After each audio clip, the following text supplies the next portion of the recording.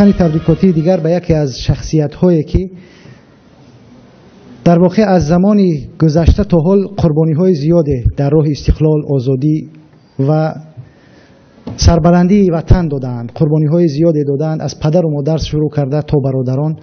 و این برادری ما و شما جنت الله هست که خواهش میکنیم تشریف بیارن و سخنان تبریکاتی خود را ارائه بفرمایند. برادر بفرمایید جنت الله. بسم الله الرحمن الرحیم. الحمد لله والصلاة والسلام علی رسول الله و علی آله و اصحابه اجمعین. اما بعد، برادران عزیز و گرامی، قبل از اونه که خب دیگه که یک صحبتی بکنیم، همه شما رو به روز استقلال تبریک مبارکات میگیم و همچنین پیمانی که امروز به امضا رسید، از خداوند متعال دعا داریم که امید و آرزویی که مردم ما، ملت ما به رهبران این گروه حرکت‌هایی که امروز این پیام رو امضا کردن خیلی زیاد است و آرزو داریم که امید و آرزوی اونها را عملی خواهند کرد. خب برادران عزیز، وقتی که صحبت درباره استقلال می شود، البته ما بیشتر بالای جغرافی استقلالیت جمهوری تاجیکستان به نظر می گیریم که از همون یک شوروی بزرگ جمهوری تاجیکستان و چندین جمهوری های دیگر از نگاه جغرافی جدا شدند و یک دولت های ملی یا که کشورهای ملی خودشان را تشکیل دادند. اما بیشتر باید بالای این فکر کنیم که اون بزرگان ما و شما، اون استادان ما و شما، اون شخصیت هایی که در اون زمان استقلالیت را با ما و شما نائل گرداندند، بیشتر بالای جنبی و روحی و اعتقادی به معنای دینی و مذهبی نه، اعتقادی به این معنا که تانستند مردم و ملت خودشان را از اون باطلاق فکر شوروی که واقعا در اون زمان مردم را خیلی جایگاهش را پس میکرد، تانستند نجات دادند و اونها را به یک فکری مدرن و آزادی و ضمناً دموکراتی بیارند و برسانند. و دیگر چیزی که میخوام در جا صحبت کنم، خب ما و شما وقتی که به استقلال نائل شدیم، از یک حالت بدتر بازم به بدتر دیگر نائل شدیم و پیشنهاد ما این است که ما وقتی میخواهیم که استقلالیت کامل را نائل بگردیم، برای یک برنامه و واقعا برنامه‌های قوی داشته باشیم، بتونیم که اینها را عملی کنیم. و پیشتر هم در اینجا یک برادر صحبت کرد که واقعا این استقلالیت را یک گروه مردم به خودشان صاحب شدگیند.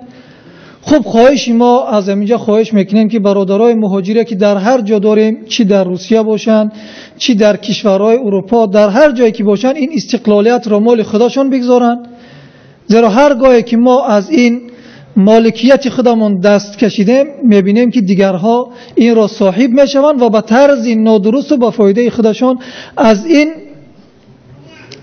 مال ملت سوء استفاده میبرند.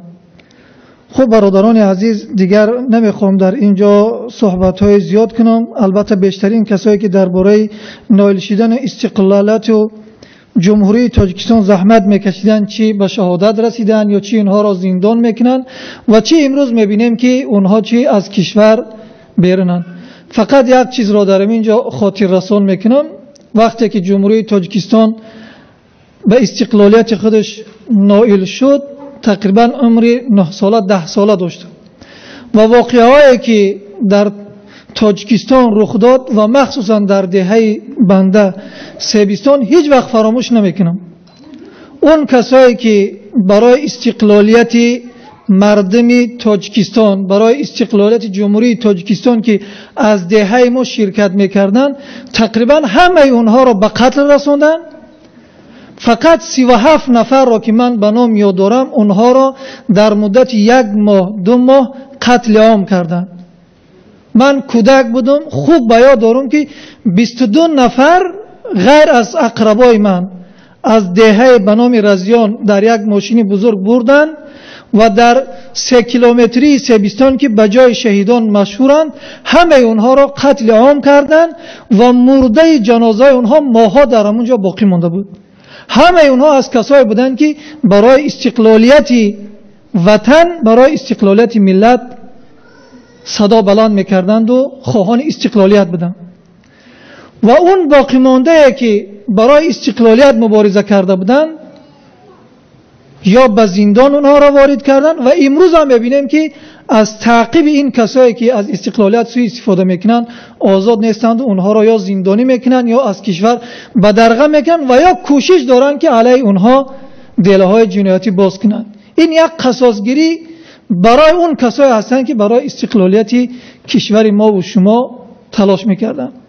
از خداوند دعا داریم که استقلالیت را و استقلالیت جمهوری ترکستان را به صاحبان اصلیش بر بگرداند و خداوند ما و شما را سربلند و موفقانه به وطنمان بر بگرداند. سلام علیکم و رحمت الله و برکاته.